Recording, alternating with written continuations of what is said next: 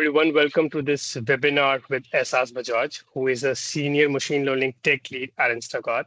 He has more than 10 years of experience into machine learning and holds a Bachelor of Technology from NSIT and a master's degree in computer science. Hi, Ahsaas. Hey, hi Abhishek. Thank you for having me. Uh, thank you. How are you doing? Doing great. Looking forward to the discussion today. Thank you so much. Over to you, Ahsaas. Good. I'll just share my screen and then we can get started. Hi everyone, welcome to this session. I hope my screen is visible. If not, feel free to interrupt and we can figure that out. Welcome everyone. I'm Ahsaas Bajaj and I'm a machine learning tech lead at Instacart. And before Instacart, I've spent time with Walmart and Samsung R&D, where I've built production ML systems. This session is called From Data to Decisions, and the goal is fairly simple. Like by the end of this session, you will have a fair understanding of how AI powers the products we use day to day, and you have a clear map of how to get into the field and apply it in your own work. So we don't have a slides with equations or like some math stuff. So and there's no hype. It's just real examples, like real failures, real career advice, things that I've learned from my own mistakes. I hope at the end of it, this will be really helpful for anyone who is an AI practitioner or who wants to start getting into the field. So let's get started. Again, before I dive in, I want to set expectations about who this is for. If you're a product manager, you'll also walk away knowing what's actually possible with ML and what to stop buying into. And if you're a developer or an engineer, you will see how ML systems get built from scratch and also shipped at scale. So it's probably different from what you imagine, but I hope this will be a really fascinating experience and content for all of you. And also, if you're a data analyst or a scientist, this is again a layer above your dashboards. It's also useful for like founders or students who are looking for career shifts. I'll give you some honest feedback and some take on how I feel, how I see the field progressing, and my experience over the last 1 decade. So again, no advanced technical background required. If you use digital products and if you want to understand what makes them intelligent, you are in the right place. Cool. So here is our roadmap for today. Again, notice the title. It says how AI works and to how you work in AI. So it's more about the journey than some like theoretical content. As I said, we'll first start with like understanding. We'll ramp up and warm up about how AI is used in different products that you already might be using, and then we can go into deep into like a specific recommendation system, and I can use the case study from my work at Instacart, and then we'll build on to that with like career paths and what kind of jobs that could look like in AI day to day, and what soft skills that matter and how to get hired. We will also have some time for Q&A in the end. So yeah, stay tuned. All right, so let's maybe start with a quick exercise, right? We can make it interactive. I know there's a chat box that's open. So you could put in the chat, like if you can count how in the last 1 day or the last 24 hours, how many of these AI powered products did you actually use? We won't believe, but there is ML and AI all across our digital products like Gmail, Spotify, music recommendation. You use Google Maps, Apple Maps every day. We use social media feeds. It's all ranked by like real world ML systems that make decisions for you a million times a day, honestly. There is like ride sharing apps like Uber, Lyft. There is Amazon, e-commerce. These apps predict like what customers would be ready to buy, what are the kind of items they might be running out of, or they would replenish, or stuff like that, right? So there is financial market where banks would predict if there is a fraud, and we spoke about the navigation system, right? So drop your number in the chat. For the most people, these numbers land between 6 to 10 times a day. But again, the point is to show you how AI is actually embedded in your life day to day without even realizing. And in this session, we'll try to go deeper into just trying to understand how it works. Cool. So yeah, so we spoke about different products and applications, and these are some of the applications I'm personally familiar with, and I hope it's pretty household name by this point, right? So we all use Netflix, where we have this watch next recommendation, right? Which we all know it's not really random. It's actually a model predicting what you will enjoy based on hundreds of millions of viewing choices across all the users, right? So it's kind of collaborative filtering, but at massive scale. We speak about and we use Google Maps, where it reroutes you based on the way you travel, and it gives you a new route to reach your destination, right? And But then how does it work? It's actually a model, right? That's learning traffic patterns from like billions of trips in real time. And there is like no human watching through cameras. It's actually a system learning patterns, right? Day in and day out. We speak about Instacart or any other grocery platform or an e-commerce platform, and this is something very close to my heart because this is my world. I've spent like almost the last 4 or 5 years in this space. And we have a very unique problem called replacement, right? So when any item is not in stock, we suggest you a replacement. So it's actually a model predicting what you would be okay receiving if your first choice is not available. And here the bar of customer satisfaction is really, really high because we don't want to give you a grocery product that you are allergic to or something that you wouldn't like. And that comes to like banking, right? And we know fraud is such a prevalent thing in today's day and age, right? So we have our banks running these fraud detections that have to predict if any login is suspicious or any OTP that we receive on our phone is not officially sent from the bank, right? And all of this has to happen in a fraction of a second without any human in the loop, and it has to run day in and day out. So all in all, like there's a common thread that runs across all these four examples and many more, which is a machine learning system that's turning raw data into decision that you can trust. So keep these examples in mind, and we'll come back, when we have some more details in this session. Cool. So yeah, taking a step back, I would love to give a little bit sneak peek of like how I started working in machine learning and why I chose machine learning over regular software engineering. Um, to be really honest, it wasn't really a eureka moment that happened for me. Rather, it was a gradual progression. At one point I felt like, hey, I'm writing Python code, I'm deploying code either way, be Python or any other language, right?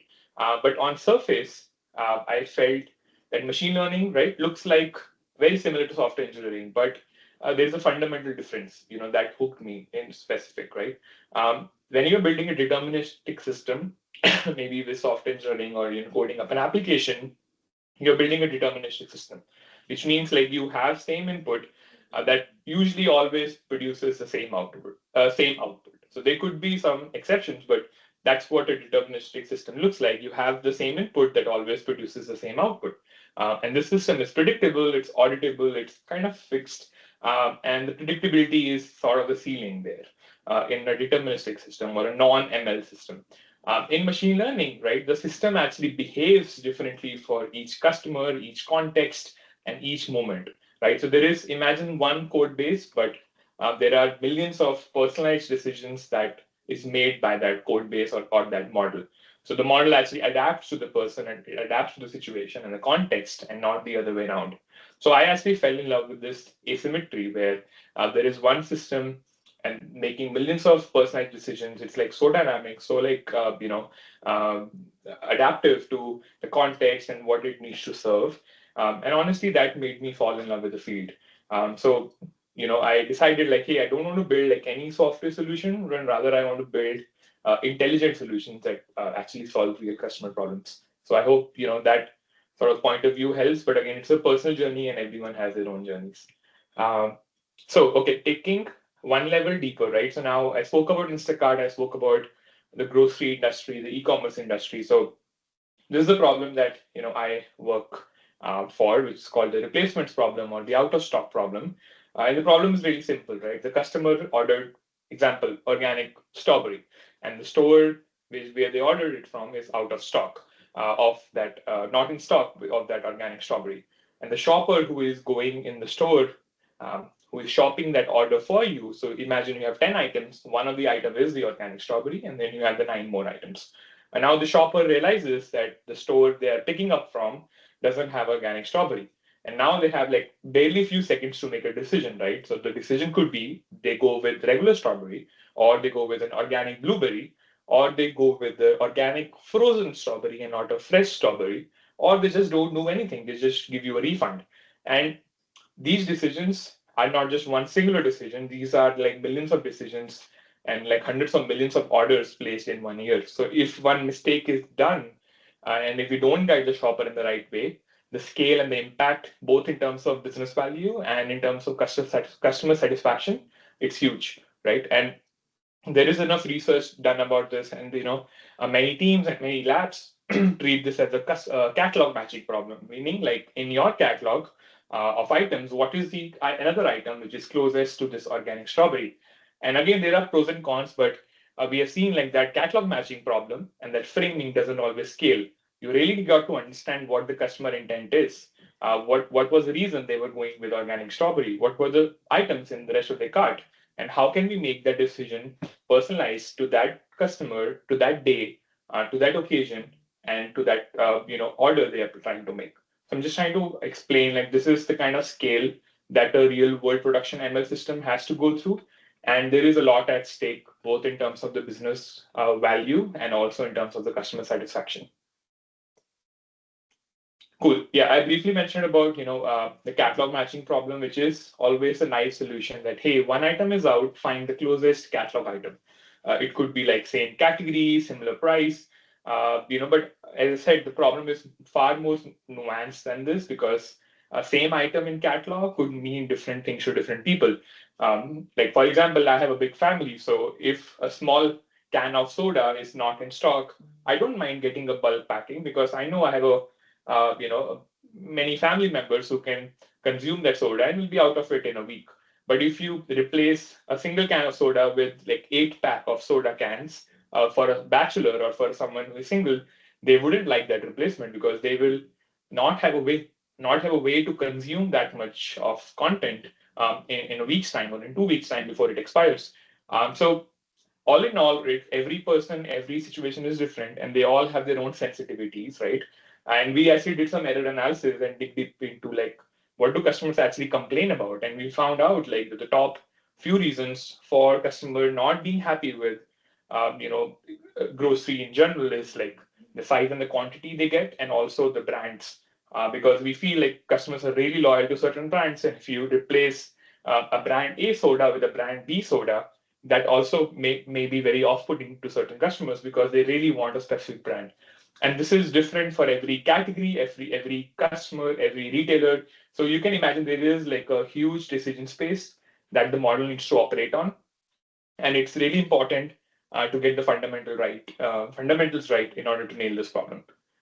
Yeah, again, just to set up context of the scale of the problem and how things actually work in the real world. Cool. Okay, let me also be honest in terms of kind of mistakes, as I said, I've done earlier on in my career, and I also see that happen, day in and day out when I work with different people. So when you join an ML team or when you take up an ML problem, the first instinct that always comes to our mind is like, what's the most powerful model we can build? I remember at Samsung when like almost 7 8 years back, I spent weeks on like complex architectures before even we had a very really strong baseline that was reliable. And to be honest, the cost wasn't just the time of it, but it was the feedback delay because the more time you spend on building these complex architectures, you are delaying the feedback that would come in from the customers if you were to ship something quicker and launch it as an MVP solution and learn from actual customer feedback and then iterate and really justify that do you even need that complex architecture. So a complex architecture not only takes longer to build, but it's also harder to debug. It's harder to explain to like external partners where you want to get an approval for a launch, right? And also if there is an issue with the complex architecture, it can take you days or weeks to debug instead of like a few hours for a simpler baseline.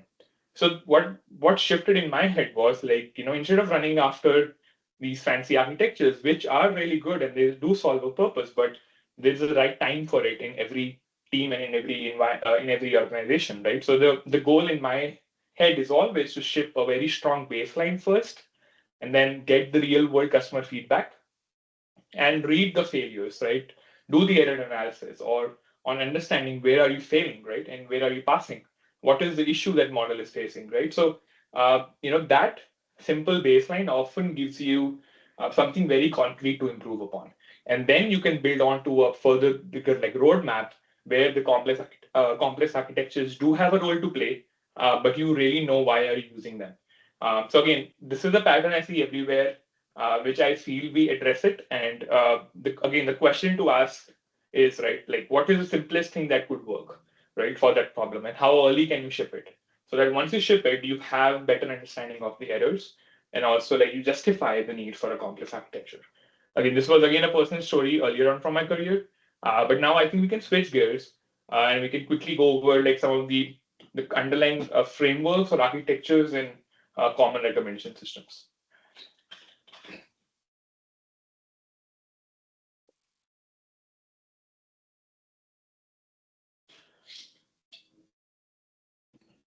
Yeah, if anyone has any questions, like feel free to take a note of it either in the chat or on your personal site. We can address some questions at the end for sure.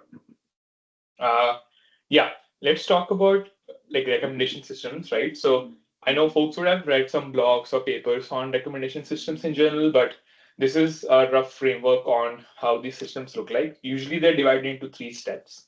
We have a retriever, we have a ranker, and we have some guardrails or what we call it as business rules, right? So and each stage has a specific job. For example, like the retriever stage has the job of finding or scanning through like millions of options and narrowing down to like a couple of hundred. And this is where we don't apply like very complex modeling strategies, because the goal is just to find whatever is like barely relevant or decently relevant across the entire catalog or the entire universe of items or selection of whatever, right? So this is where we go like we have a higher bar of like latency. We want something fast that can scale across like dimension of billions and billions, and we don't invest in architectures that are slower but more precise, which is the job of the ranker. Because after you have nailed down your 200 candidates, the job then of the ranker is to predict the one the user is most likely to interact with, or most likely to buy, or most likely to watch. So this is where we have precision as the evaluation criteria, where we have already drilled down from like a millions to a 200 thanks to a retrieval strategy, which could be very simple, like some SQL heuristics, or it could be an embedding based approach. Different teams use different ways to retrieve candidates, but when it comes to the ranker, this is where you have a dedicated ML model where there is an objective function that tries to label or just tries to model what is the objective of doing this ranking. Do you want customer to interact with the item? Do you want customer to add that item in the cart, or you want them to watch this movie? And it could be different based on the problem statement. Again, this is where there is a ML model that is trained on like millions of past choices and behavior signals, and tries to do a precise job that ties to the end outcome of the work stream or of the business. Then, and the third step is your guardrails, where you have like dedicated rules that oftentimes machine learning models can miss, or may not be. It may be too precise or too deep for them to learn. You get it, right? Like if there is one customer who has a specific allergy, it may be sometimes hard for a machine learning model to like scan through all the orders in the company and come to a conclusion that a specific customer has a specific allergy. But this is where rules and dedicated like guardrails come into picture, because you don't want a person with an allergy to have to show them a product that contains that nut or that contain that ingredient. So this is again, we have like set boundaries of what we want ML to never show, and these safety guardrails prevent us from trust issues and also prevents us from like some legalities down the road, where we don't want machine learning to make a mistake that is like it compounds really bad. So again, this is a rough, retrieve, rank, and guardrail pattern that powers like multiple ML recommendation systems. Again, every company does their own research. They have their own models, their own little tweaks to this architecture. But again, this is something that has worked and served fairly well and has been consistently doing well across the industries. Cool. Again, now let me zoom out a little bit and show you a full pipeline of what happens in a specific project. For example, the replacements or the out of stock suggestion I was talking about, and how do actually like things work in production. So there is a step by step approach, right? So you start with collecting data, and that data is specific to your domain. Like for e-commerce, it could be the purchase history, the catalog, the SKUs, and the preferences of the customer, and different contexts in terms of what's the date the customer is ordering, what's in their cart, and so on and so forth.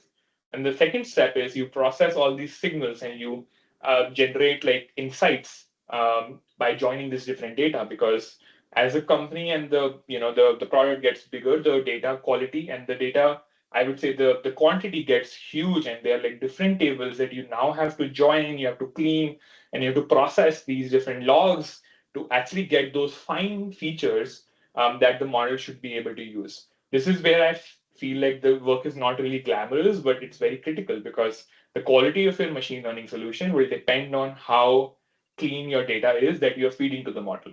So this is again not very attractive, but this is, I think, the highest ROI work that a machine learning engineer can do is to like really understand the data of your domain and see if there are any gaps, and if there are, go work with your partners and fix those gaps in the data.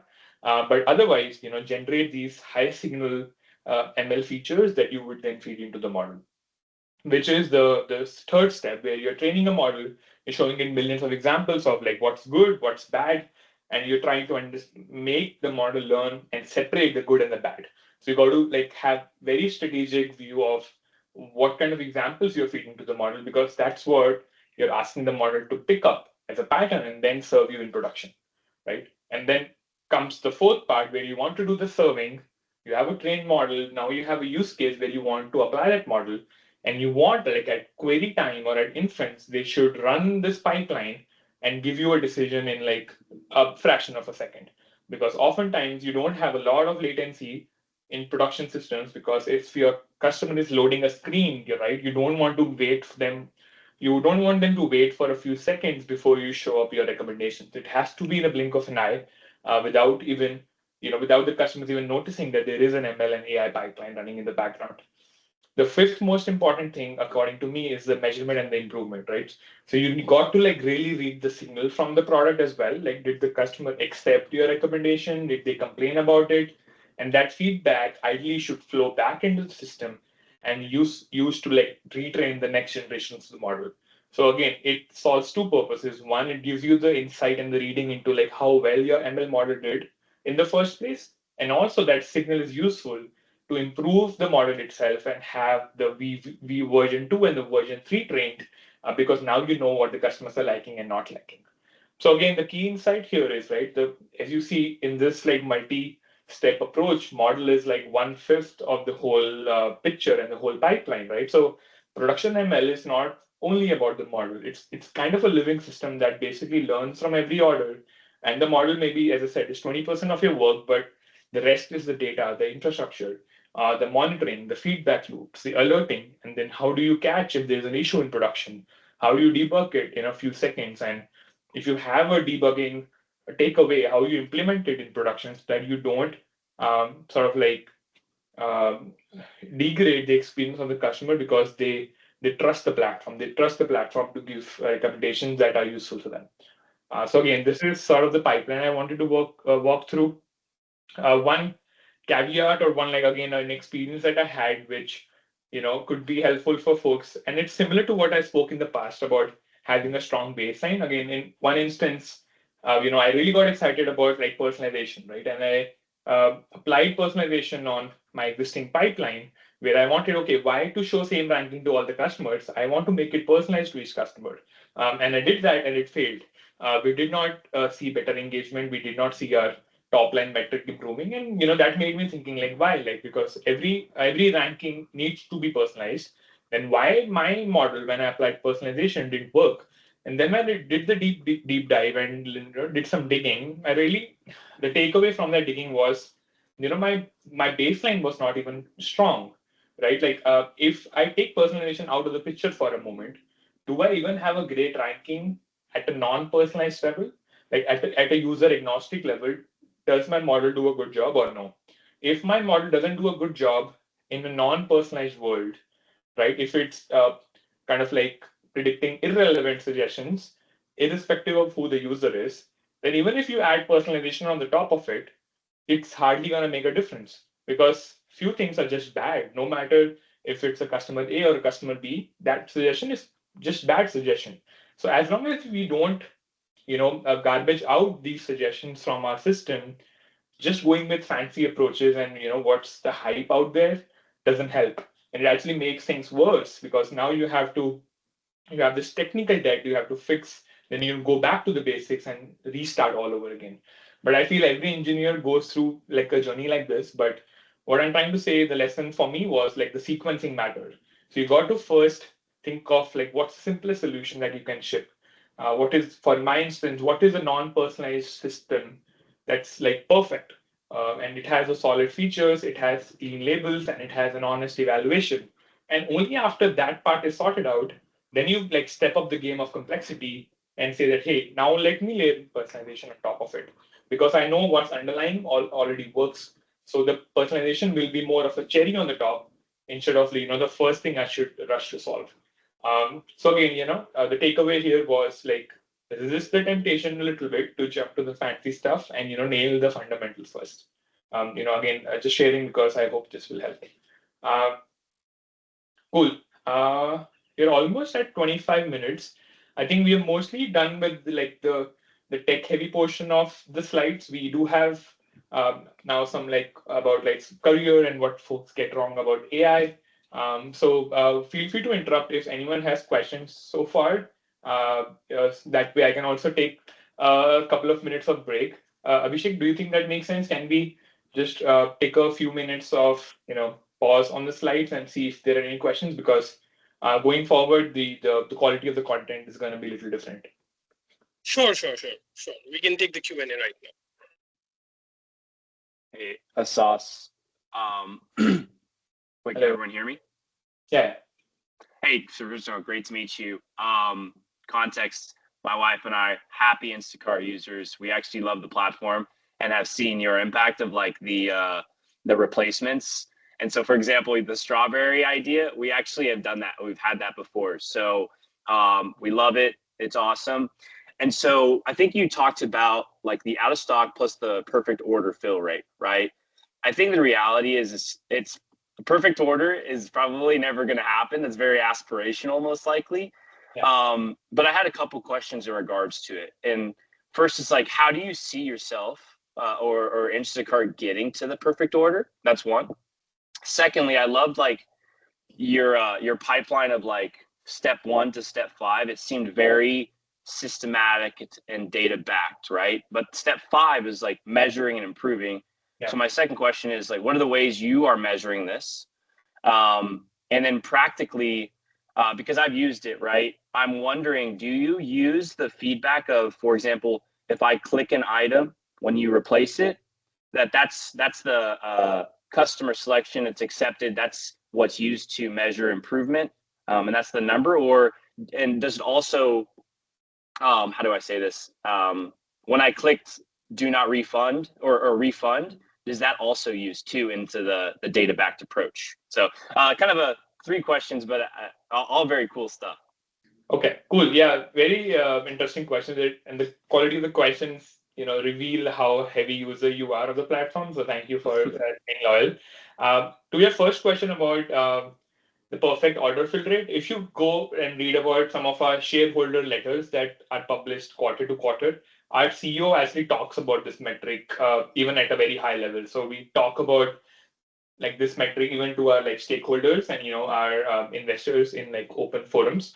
So there is like a bunch of signals that go into it, but most of these things are a little proprietary, so I cannot really like actually like Totally. explain to you what the metric looks like. But of course, it just tracks like how happy the customers are with either with the order they receive, right? So we measure it through a variety of signals, like implicit signals and explicit signals. So there are multiple entry points in the app where you can, ask for a refund after the delivery, or you can give us feedback if you really liked an order or you dislike an order.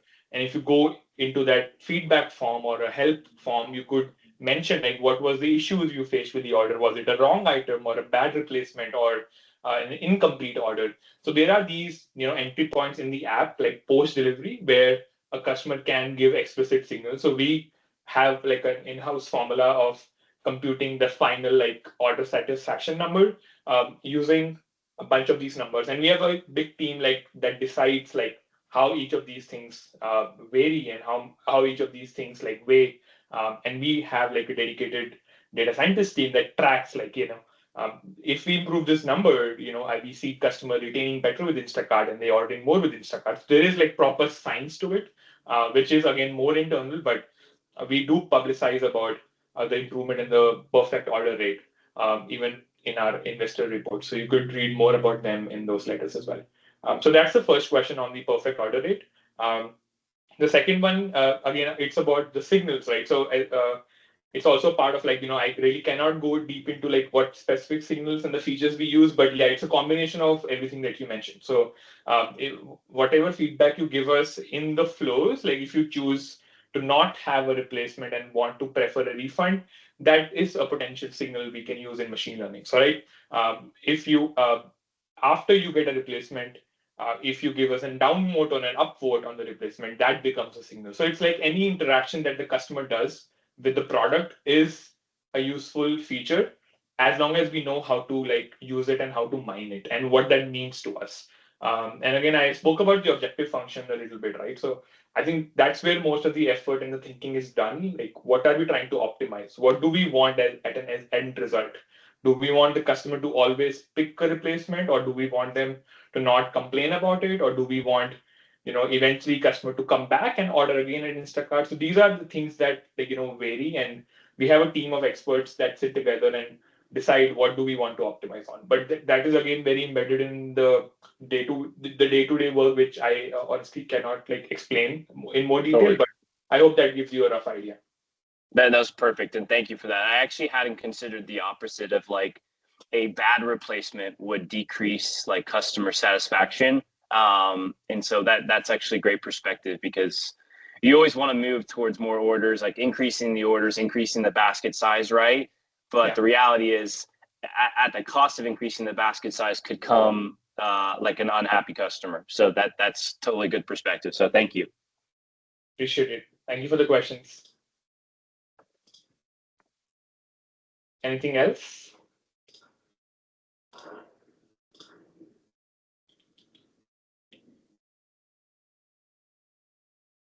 Cool. Abhishek, do you think we can continue now? Yeah, Says, I think we're good to go. We don't have any more questions as of now. Okay, and nothing in the chat as well, right?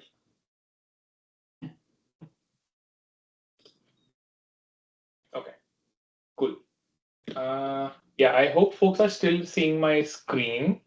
Yeah, we are on slide 13. So yeah, again, thank you for those questions. We can resume with the content now with like a framework generally, like which I wish I had known earlier in my career, but I think it's useful for everyone in the room, regardless of your role, right? So the first question that I often get asked, and I often ask myself in any problem, is like, when do you use a rule, like a business rule or any rule, to make a decision instead of machine learning?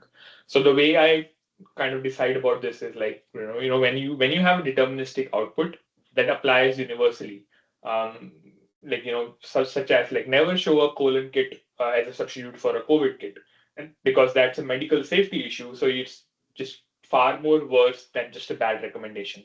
Or like never replace or never suggest an item which is 5x the price of the original item. So all these rules do have a role to play, as long as the edge case space is really sparse and finite and knowable.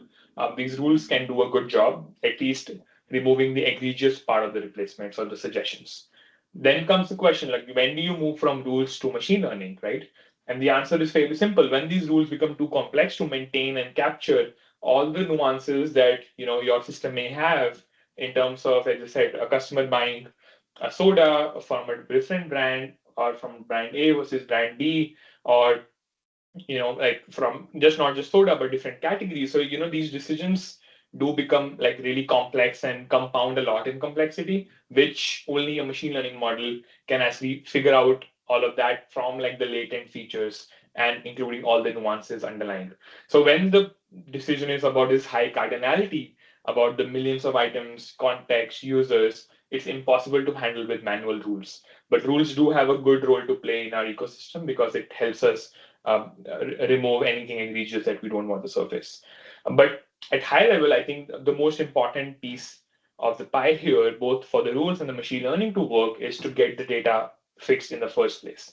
So when your labels or when your data is noisy or inconsistent, no matter how sophisticated the model is, or no matter how precise your rules are, it just becomes a garbage in and garbage out kind of situation. Because ML, in my opinion, just amplifies whatever signal is in your data, right? So, and if your data is noisy, the ML will kind of like amplify that noise because it's learning the patterns that it should not, because your data is incorrect or low quality in the first place. So again, for both of these things to work, the focus has to go back to data, which again I think many people have been talking about for a long time. But just I wanted to give a glimpse of there is a space for like these rules to coexist with machine learning. Um, Again, briefly walking through like some of the misconceptions that I often hear from various teammates and people I talk about openly externally as well, which better models are the primary bottleneck. They are not. We have always already spoken enough about how going for a strong baseline to begin with does a better job in terms of returns. Uh, Working on better problem framing, better labels, better error analysis have compounding interests. And there's oftentimes, simple models can actually even beat the sophisticated ones in terms of offline accuracy and numbers. It just depends on, how you're approaching the problem and is there even a justified need of making your architecture really complex, because the debugging and the finding issues become harder when you have a complex architecture. Again, I'm not against complex architectures. I do use them day in and day out, but you got to like really justify the business value for it first. The second, AI is just ChatGPT or any chatbot. It's not. It's much more than that. So all the predictive models, the recommendation systems, the statistical modeling, and everything that we spoke about so far, that's running inside each of these apps that we use, like ranking, routing, fraud detection, pricing. They are all like comes under the umbrella of AI, right? LLMs, which are now popular, are just one piece of a much bigger picture. So everything we just spoke about, today in this tech is none of this is predominantly LLM, but it is still AI, which carries a lot of business value that makes like millions of customer decisions each day, and we all heavily use it day in and day out. Um, the third misconception is like scale automatically leads to robustness, right? Which again, I don't believe that's true, because at high scales, your mistakes actually get amplified and they don't get averaged out, right? So if there is a drift in the model, there is a bias in the model, or there's a gap in your evaluation, these gaps will become much more worse over time when your model scales to like the scale of the users and the products that your company serves. So in order to like make sure the model does the job it does, you got to have these like monitoring and the failure mode analysis in place, so that we stay disciplined and we define the success the right way, and then we monitor for drift and decide what not to do in the machine learning modeling. So again, yeah, a lot of focus should be on the robustness and observing the model performance over time and seeing when it needs to be retrained or there is a gap in any of the data pipelines which needs to be fixed, and making sure the model is doing the actual job for the customer and just doesn't look good on paper. Cool. So yeah, again, this is really brief about the career path, which I think folks can, review the slides of the recording after the end of the call. I will not spend a lot of time on this, but there are different ways of one can get into AI. They could be like from ML engineering, data scientist, ML researcher, AI product manager. Everyone has that opening to like go into machine learning and AI, because at the end of the day, you're solving for business value and you're solving for like the end customer happiness. And a good machine learning system does need, collaboration among all of these work streams to have a successful product at the end of it. So I'll just skip this slide for now and quickly go over again a week in my life, which I'm not sure how if the audience would appreciate this, but there is sort of like split between time we spend on alignment and deep analysis and hands-on coding. So again, this slide gives you an overview of how a week in my life looks like. Again, for the sake of time, I'll just skim through this slide, which folks can go back and review. But roughly, it's like equal split between alignment, where we work with external partners and really try to understand what we should be building and not worrying about how we should be building. So this is the glue work that many engineers have to do, and it's undervalued, but it is an important piece of the pie. Another 30% is like the deep work where we do hands-on modeling, coding, system design. This is very similar to work of software engineer, but for a machine learning problem.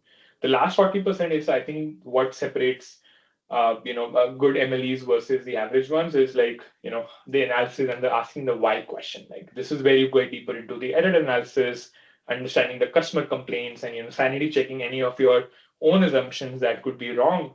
Where you write proposals and get folks excited about what you're building, and then communicate your progress in a way that external partners can understand. Right. So this is where I feel I spend most of my time on. It's again one of the highest ROI work that I do, which is like going through certain customer complaints and trying to find a pattern where the model is going wrong, and then building the proposals on top of that. So again, just giving a glimpse of how my week looks like. Again, how it has changed over time as I grew from like an entry level engineer to a mid level to now a senior role.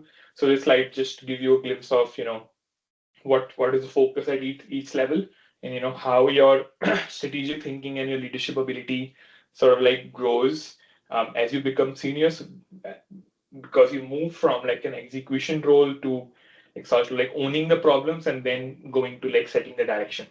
So this is where again, as good as any other career, a machine learning career also grows in the same trajectory. So again, I leave the slides here if folks want to dig deeper into like how it works, and what's the life of a senior ML engineer looks like. But again, for the sake of time, I'll move uh, to the next slide, which is common mistakes I see junior MLEs and juniors engineers do. We spoke briefly about this in the past as well, obsessing about the fancy architectures without really understanding the value that comes from them. Because we discussed, right, how if you take X number of months to deploy something, you're wasting the time where you could have gotten customer feedback very early and then pivoted your approach in the way that's ideal for the business. Um, Second common mistake I see is like setting the wrong objective, right? So if you don't have the right objective function, your model doesn't mean anything, right? So you got to be really precise in understanding and sitting down and thinking, why am I even building this model? What is the task that model is meant to solve? What are the labels? What are the objective functions? And how does it, tie to the end business goal? Because you're not just building machine learning for the sake of it or for the engineering complexity. You're rather doing it to in an applied sense, so that you want to make sure your end business goals are met. So this is where again I feel there's a gap between thinking something from an intellectual capacity to a business capacity. So the more we close this gap, machine learning can become like a big driver for like business value, in my opinion.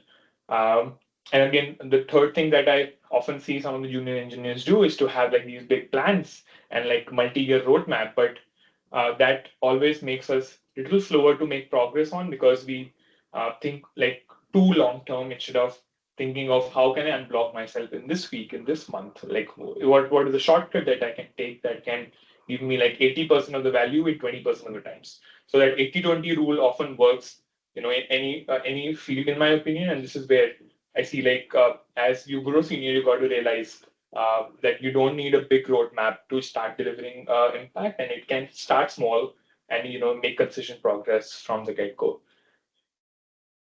Cool.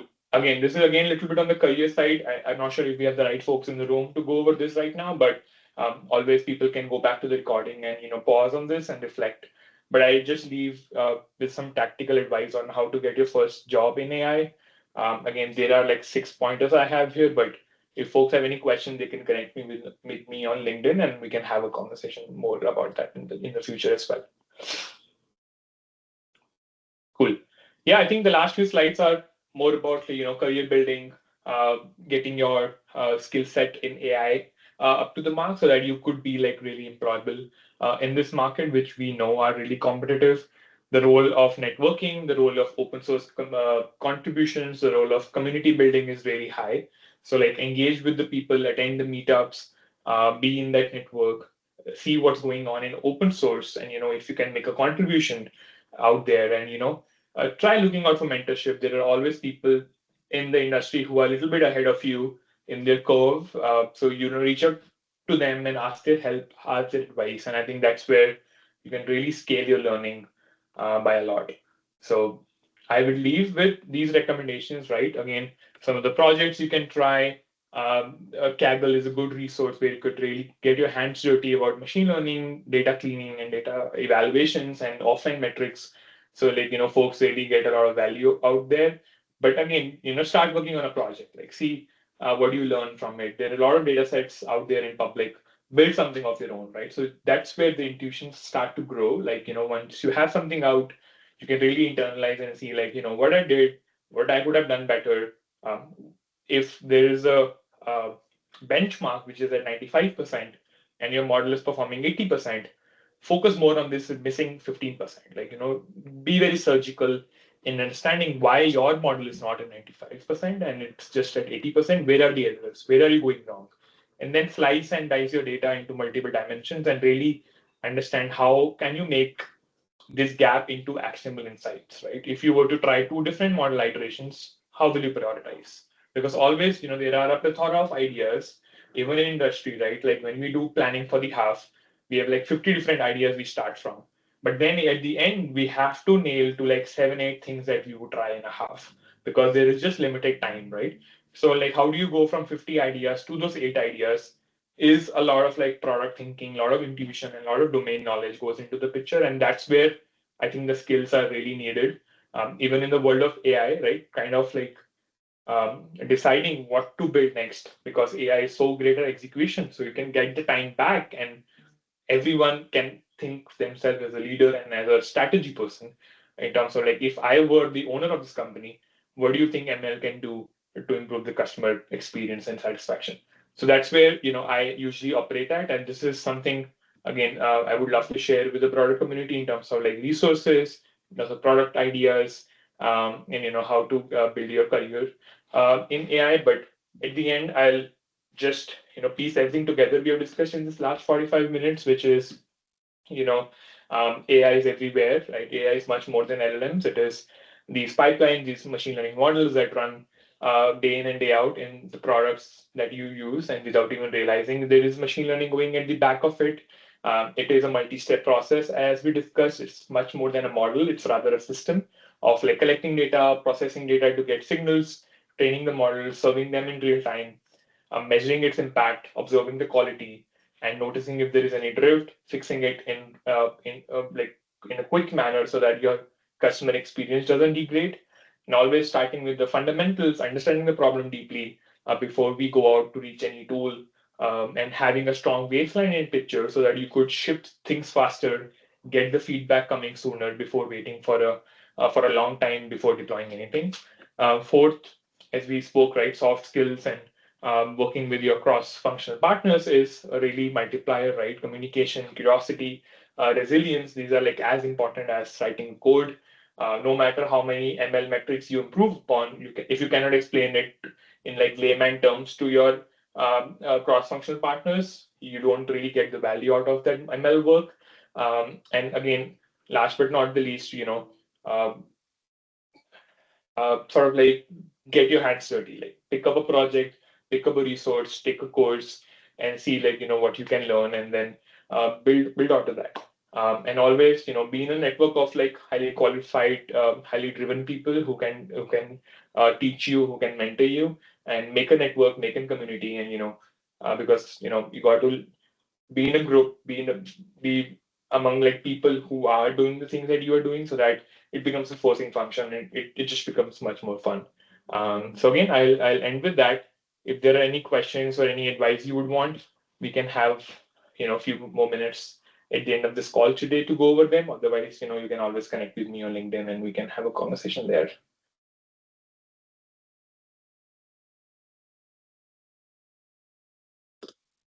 Do we have any questions?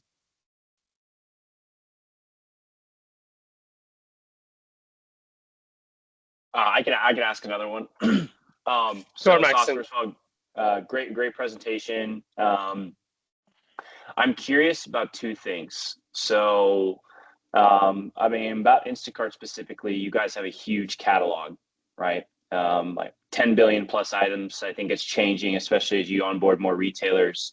You talked about setting the right like systems, like both people and technology in place to scale properly, and then I think some of the rules and the guardrails that you set up.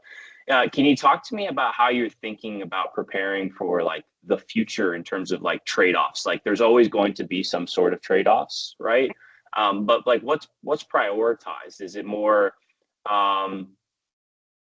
like having the flexibility to iterate on command so that you guys can make those changes to the rules, changes to the guardrails as you onboard new items? Or is it really that you want the robust set of like rules structure in place to be able to accommodate all that? I'd just love to hear about like how you're thinking about it. Yeah, I think catalog is like a big piece of how our success like relies on how good our catalog is. And they said, right, not everything is taken care of like by one team and one engineer. So there's like different departments, different orgs. So we have a catalog department um, that lives very closely with the SKUs and the retailers and the items, and they do like their own attribute extraction and flagging, like if there's a new item that is being released, what can we extract, the brand, the price, the dietary restrictions, and flavor and the form factor, everything for that item, so that when we feed this item to the ML models know like a bunch about that item, even in cold start.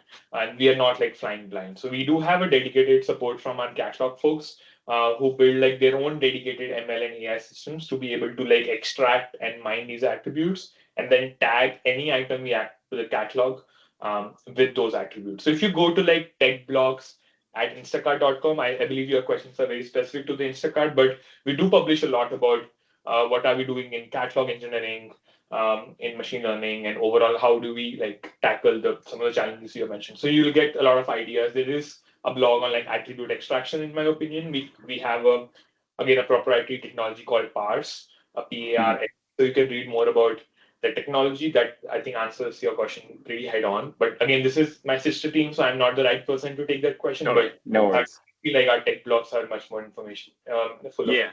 Yeah.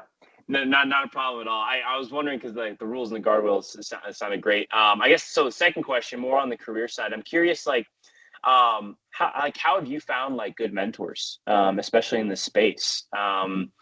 Why I'm curious about that is I think in the world where we live in right now, it seems that you want to be really selective with who has your ear, right? And like who's guiding you in the right direction. Is it results oriented? Is it just character? What do you think? Yeah, I think folks shy away from it a little bit, but just reaching out to folks on LinkedIn with a nice request, a message, like something really like personal. Like, why do you think uh, they can help you and they can mentor you? So a little bit personalized reach out often helps you to get the ball rolling, and then understanding like if there is any value in this relationship. So I would say don't hesitate to knock doors. Reach out to people, review their profiles before you reach out. First, Totally. like ask yourself, like, is there even value in this relationship? Like how can you evolve as a mentee, and then the other person can also evolve as a mentor. Like it's kind of like give and take sort of a relationship. So you've got to think about what value you bring into the picture, and then who is the person who can actually help you. And then being really precise and personalized, right, in your ask, and don't shy away from asking. It's kind of my own lesson, but you'll have failures even in this journey, right? So anyone who you want to mentor you, right, they may not have the bandwidth, or they may not have the interest to begin with. So you got to try like 10, 15 places, and then maybe one or two may stand out. But I feel like any journey we go through, right, we're not we're all unique in a way, but this is all a very solved problem, right? If I want to transition from software engineering to ML, if I want to transition from product management to AI, we are not the first ones to think about that. So if you search on LinkedIn, you'll have like similar career trajectories and journeys which we can borrow off and get lessons from them. It's just the matter of us not reaching out, or not reaching out in the right way, or not reaching out enough. So I think usually it comes to like one of these three things. So if I like actually like reach out to like 10 people who are in like senior leadership positions where I want to be in the next 5 years, if I just write them a nice message, about their journey, and ask the right questions, I may not get a reply from everyone, but I would get reply from like one out of the five people, and that one could like stand out a lot in my own journey, right? So that's what has helped me the most, and also like being in person, going to meetup events where folks do come with that idea of networking. So that is also like very helpful. Like we have these platforms like Luma, Eventbrite. So there's look out for like where is your tribe, right? Where are they hanging out and trying to like sign up and go there. Totally. Thank you. It's great advice. Thank you for your questions, Maxine. Thank you, Asas. Thank you to all the participants who have joined for this beautiful redesigned session. And it was a pleasure hosting you all. And I mean, all the recordings will be shared with all the participants in the next 48 hours. Moreover, the slides will also be shared with you in the next 48 hours, except on your registered email addresses. I wholeheartedly thank SAS for coming on board for this particular session and to all the participants. Until then, keep practicing, eat healthy, and stay active. Thank you. Thank you so much, everyone. Thank you. Thank you. Thank you, everyone. Thank you. Bye-bye. Bye. Take care.